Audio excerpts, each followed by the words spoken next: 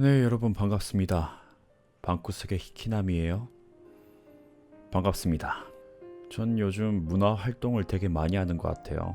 책도 많이 읽고 또 영화도 많이 보고, 특히 배우로서 좀 더 정서적인 발전이 필요하다고 느껴서 단순히 자극적이기만 한 작품보다 보면서 스스로 내면적으로 좀 갈등을 일으키고 보고 난 뒤에도 다시 한번 곰곰이 생각하게 만드는 그런 서사적인 작품들을 골라보고 있습니다. 그래서 최근에 가장 좋았던 작품은요, 디즈니랑 픽사랑 같이 합작해서 만든 소울, 그리고 왕가위 감독의 리마스터링작 해피투게더. 아마 원 제목이 충광사설이죠? 예, 이 두 가지를 봤는데 너무 좋았습니다. 독서 같은 부분도 하루에 꼭 1시간은 독서를 하려고 마음을 먹고 있거든요. 최근엔 책 소개 의뢰가 들어와서 스릴러 소설을 읽어보았습니다. 책 제목은 향수에 젖다. 한국 스릴러 소설 브랜드 K 스릴러 시리즈 중 하나고요. 이야기의 시작은 정영선이란 소녀가 도망치듯 고향을 나와 정태희란 인물로 십수년간 새 인생을 살았다는 것부터 시작됩니다. 그러나 우연히 만난 옛 고향 친구가 등장해서 주인공의 과거가 하나둘 밝혀지는 것으로 첫 번째 갈등이 시작됩니다. 영화 그리고 소설, 화차와 같은 맥락이죠. 추리 스릴러의 면모도 있지만 상대방과 대립하는 장면이 많습니다. 서로 자신이 상대방을 속이고 있다 착각하지만 그 내면엔 끝없이 일어나는 심리전으로 매 순간 주도권이 바뀝니다. 그에 따라 감정이 확 바뀌는 게 독서의 속도감과 몰입이 좋았습니다. 또 유독 반전이 많았던 것 같습니다. 반전이 있는데 그 반전에 또 다른 반전이 있는 형식으로 이야기가 매우 입체적입니다. 스릴러 작품의 묘미가 보는 사람도 함께 의심과 추측을 할 수 있다는 것인데 그 점에 있어서 탁월했다고 생각합니다. 저 같은 경우도 평소 셜록 홈즈로 갈고 닦은 추리력을 조금은 발휘해 볼 수 있었습니다. 그럼 책 중에 일부분을 조금 읽어보겠습니다. 초겨울에 접어드니 해가 지는 속도가 빨라졌다. 오늘은 남편도 야근이고 아들도 친구네 집에서 숙제를 하고 들어오기로 했다. 오후 내내 멍하니 거실에 앉아있던 태희는 시계를 확인하고선 일어섰다. 약속 장소인 도봉산역까지는 1시간 정도 소요될 예정이었다.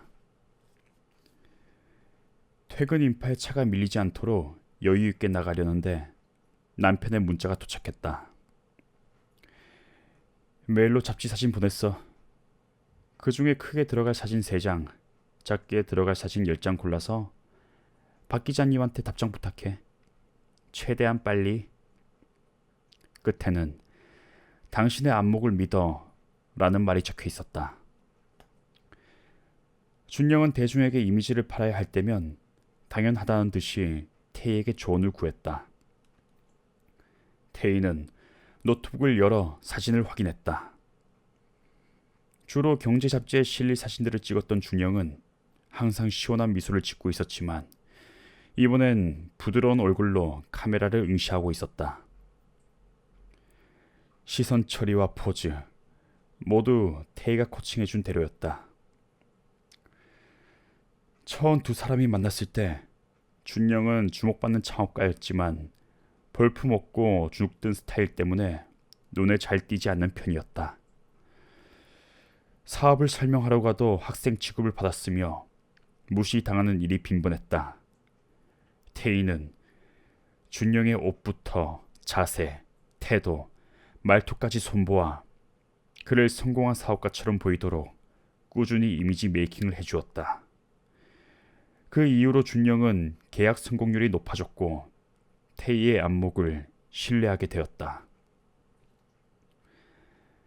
남편은 그가 만들어준 이미지로 유명세를 탔지만 그럴수록 태희는 그의 뒤로 더 깊이 숨어야만 했다.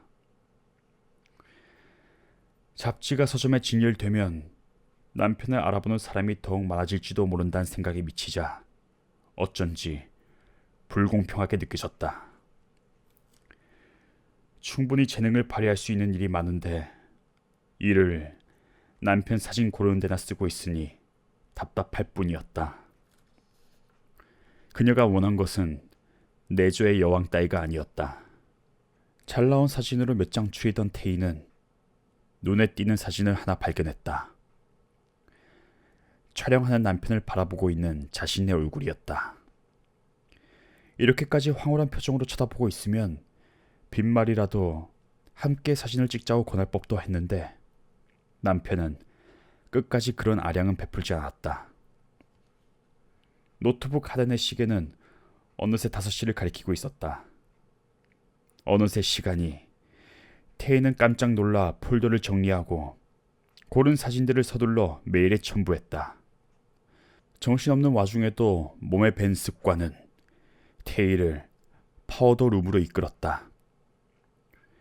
프릴 달린 블라우스와 정장에 어울릴 만한 향수를 고를 여유는 없었다. 가장 가까운 위치에는 향수를 꺼내려다가 장식장 가운데 놓인 것에 시선이 당겨졌다. 왜 하필 자신에게만 향수를 보낸 것일까? 다른 친구들이 받은 디퓨저보다 특별한 의미를 가지고 있을지도 모른다. 하지만 이 평범한 향수병에는 아무런 특이점을 발견할 수가 없었다. 그렇다면 향기에서 답을 찾을 수 있지 않을까? 태희는 막연한 생각으로 손을 뻗어 아틀리에 K 향수의 뚜껑을 열었다. 생각이 많으면 서로 엉키기만 할 뿐이었다. 더 꼬이기 전에 싹을 잘라야 했다. 손목에 이어 왼쪽 귀 뒤에 향수를 분사했다가 태희는 금세 인상을 찌푸렸다. 백합의 뒤로 스파이시한 블랙페퍼, 진저, 묵직한 머스크가 코를 찌르며 전혀 어울리지 않는 향기를 뿜어내고 있었다. 하나만 들어가도 호불호가 갈리는 재료들이 한꺼번에 튀어나올 줄이야. 강렬하고 톡 쏘는 향에 코가 마비될 지경이었다. 하지만 그 가운데서도 이질적인 향을 맡을 수 있었다. 이건 분명히 담배 냄새였다. 아무리 조합을 잘못해도 이런 향은 나올 수가 없었다. 하지만 다시 맡아봐도 생각은 바뀌지 않았다. 누군가 향수에 니코틴을 주입했다. 금연한 지 10년이 넘었으니 이를 착각할 리가 없었다. 그녀는 남편의 담배 냄새에도 예민하게 반응했다. 사람의 몸에 니코틴 원액을 주입하면 소량으로도 사망할 수 있었다. 향수에 액상 니코틴이 들어있다면 뿌릴 때마다 진한 농도의 니코틴을 흡입하는 셈이었다. 마시는 것보단 덜할지 몰라도 위험하긴 마찬가지였다. 팔에 돋는 소름을 쓸어내릴 틈도 없이 거실에서 인터폰이 요란하게 울렸다. 태희는 얼른 거실로 가 관리사무소에서 온 연락을 받았다. 사모님, 퀵 배달이 도착했는데요. 꼭 사모님께 직접 전해드려야 한다고 우겨서요. 확인 부탁드려도 될까요? 새로운 직원은 업무가 능숙하지 않은지 우왕좌왕하는 게 인터폰 너머로도 고스란히 느껴졌다. 무슨 물건이에요? 태희는 그의 앳된 얼굴을 떠올리며 인내심을 발휘했다. 내용물은 모르겠는데 보내신 분 성함이 아틀리에 K랍니다. 놀랄 틈도 없이 바로 엘리베이터로 호출한 태희는 1층으로 내려가면서 숨을 골랐다. 향수는 영선의 이름으로 보내더니 이번엔 어디서 보냈는지 이름을 밝히고 있었다. 어쩌면 친구들이 혼란을 주기 위해서 일부러 그런 것일지도 몰랐다. 향수에 니코틴이 들어있었다고 경찰에 신고를 해야 하나 고민이 들었다. 그렇게 되면 남편이 친구들의 존재를 알게 되는 게 불가피해졌다. 그것만은 절대 안 되는 일이었다. 태희는 뛰듯이 관리사무소로 내려갔다. 관리 직원은 번거롭게 해 죄송하다며 사과를 했지만 배달부는 귀찮게 되었다는 얼굴로 태희를 빤히 쳐다보았다. 태희는 택배 상자를 받아들어 얼른 뜯어보았다. 그 안에는 수림이 받은 것과 똑같은 디퓨저와 카드가 들어있었다. 정태인이 맞으시죠? 여기 받으셨다는 사인 좀 해주세요. 이거 누가 보낸 거예요? 태인은 일부러 사인을 머뭇거리면서 배달부의 눈치를 살폈다. 보낸 사람은 따로 있을 거 아니에요. 이름을 알아야 답례라도 하죠. 그는 머리를 긁적이면서 퉁명스럽게 상자에 쓰인 공방의 이름을 가리켰다. 여기 사장님이 직접 퀵 부르신 거 맞아요. 배달부는 건성으로 대답하더니 사인을 받자마자 바로 자리를 떴다. 태희가 디퓨저를 이리저리 살펴보다가 코에 갖다 대자 독한 알코올 냄새를 뚫고 담배 냄새가 올라왔다. 니코틴 농도가 향수에 비할 바 없이 강렬했다. 모르고 아무렇게나 둔다면 액상 니코틴은 짧으면 한 달, 길게는 석 달 동안 리드를 타고 코와 입으로 쉴 새 없이 침투할 것이다. 아기는 너무나도 선명했다. 그 아기가 살해에 가깝다는데 소름이 끼쳤다. 무옥도 친구들이 받은 디퓨저도 이 정도의 농도라면 누군가 그들을 죽이려고 하고 있는 것이었다. 공방의 로고가 선명하게 찍혀있는 카드엔 그녀를 부르는 목소리가 담겨있는 듯했다. 나의 친구 영선이에게. 약속 장소는 도봉산역 3번 출구에서 15분 거리에 있는 카페였다. 2층 테라스에서 보이는 도봉산 풍경이 멋진 곳이지만 교통이 불편해 평일에는 방문객이 많지 않았다. 태희는 퇴근길과 겹쳐 1시간이나 지각했지만 서두르진 않았다. 1층에서 커피를 주문하고 손꼬를 꺼내 립스틱을 덧칠했다. 친구들은 기다리는 동안 초조해 할 것이 분명했다. 태희는 아이스 아메리카노를 받아들고 느긋하게 2층으로 올라갔다. 테라스에는 오랜만에 보는 달갑지 않은 얼굴들이 모여 있었다. 태희는 일부러 구두 소리가 들리도록 힘주어 걸었다. 시간이 많이 흐르긴 했나 봐. 이런 치졸한 짓까지 다 하고.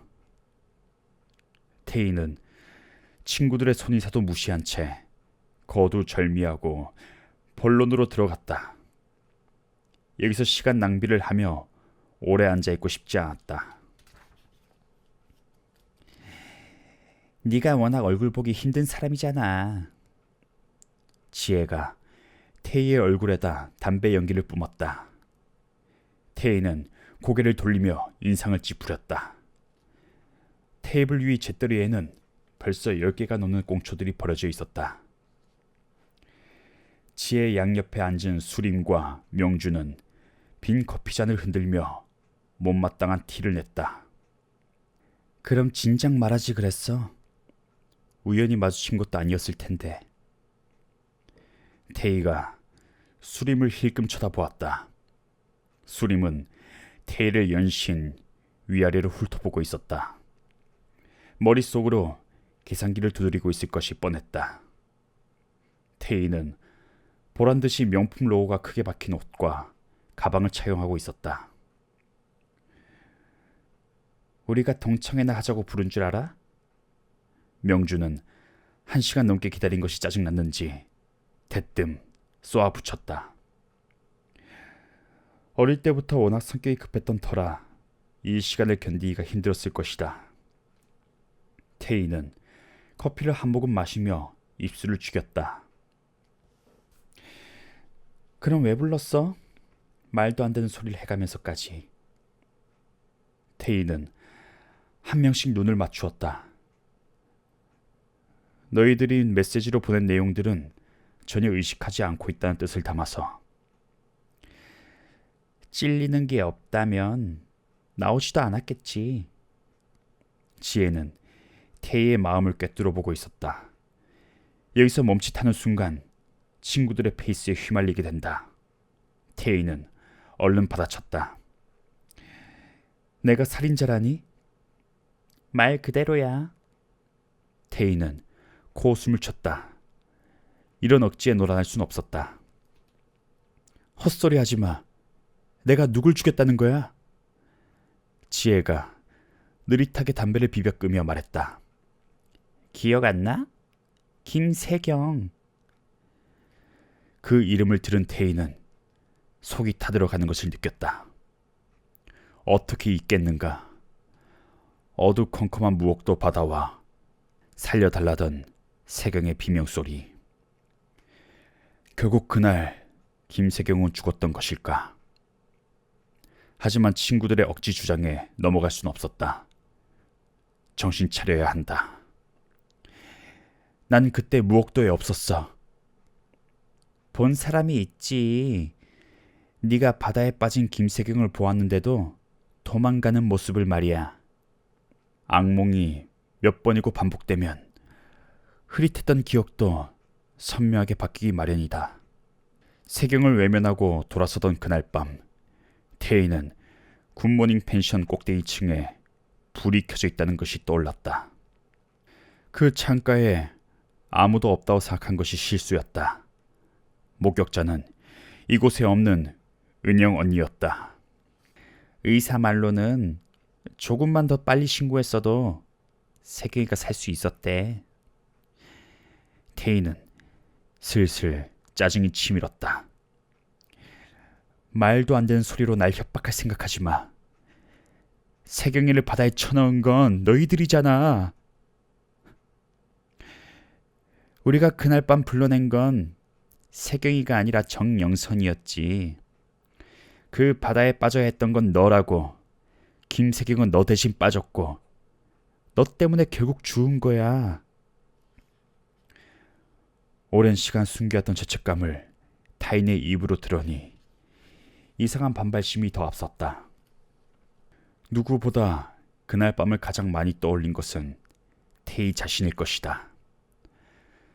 살려달라고 소리치던 세경의 절박한 목소리가 여전히 귓가에 맴돌았다. 망설이지 않았을 리가 있겠는가. 태희는 가끔씩 그날 밤에 세경을 구하는 상상을 하곤 했다. 그 애를 구하고 다시 아무 일 없는 일상을 보였다면 어땠을까. 그랬다면 지금의 정태희는 없었을 것이다. 두 가지를 모두 만족시키는 선택이란 없다. 19의 정영선은 인생을 바꿔줄 기회와 우정 사이에서 선택을 해야만 했다. 시간이 흐른 지금도 그녀는 후회하지 않았다. 정태희의 최우선 순위가 자신이란 것은 변함없었으므로. 다만 걸리는 것이 있다면 세경이 수용을 하지 못하는 사실을 아는 것은 태희뿐이었다는 것이다. 지혜의 말을 듣고 나서 오히려 태희는 더 이상 과거에 얽매이지 않겠다고 결심했다. 16년을 떨어져 지내다 보니 친구들을 너무 미화시켜서 생각했던 모양이었다. 원래부터 이런 애들이었지. 태희는 새삼스레 친구들을 제외한 걸 실감했다. 도의적인 책임이 있다는 건 사실이야. 그렇다고 내가 세경이를 죽인 것은 아니지. 당장 경찰에 신고하면 누굴 잡아갈 거 같니? 우린 범인으로 널 지목할 거야. 뭐? 네 인스타그램에 그 얘기밖에 없을걸? 네 지인들은 그 말을 믿을까 안 믿을까? 명주의 터무니없는 말에 태희는 신경이 더욱 날카로워졌다. 말도 안 되는 억지라고 생각하면서도 마음 한구석엔 불안감이 밀려왔다. 그들의 계획에 휘말리지 않으려면 더욱 강단 있게 굴어야 했다. 고작 머리 굴려서 나온 게 그거야? 대꾸할 가치도 없는? 앞으로 할 말이 있으면 내 변호사랑 해. 태희는 핸드백을 챙겨서 일어섰다. 더 이상 대화를 나눴다가는 불리해질 것만 같았다. 4명의 입을 계속 감당하는 것도 무리였다. 영선아, 우린 한 발짝만 내디뎌도 바닥이지만 넌 거기서 떨어지면 죽어. 유들유들하게 웃고 있던 지혜의 표정이 싸늘해졌다. 지혜가 태희에게 정색을 하는 것은 없던 일이라 수림과 명주마저도 긴장하고 말았다. 넌 그냥 거기 서서 우리한테 밧줄이나 던져주면 돼. 지금 너한테 그렇게 큰일은 아닌 것 같은데?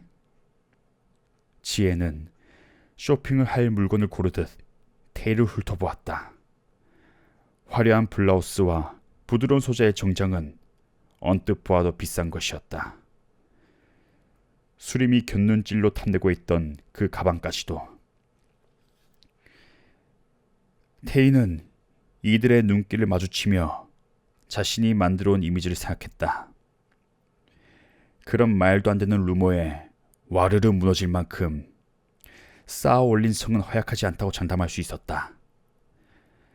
그동안 공들여온 노력과 시간을 이들은 조금도 알지 못한다. 하지만 모두가 그럴까?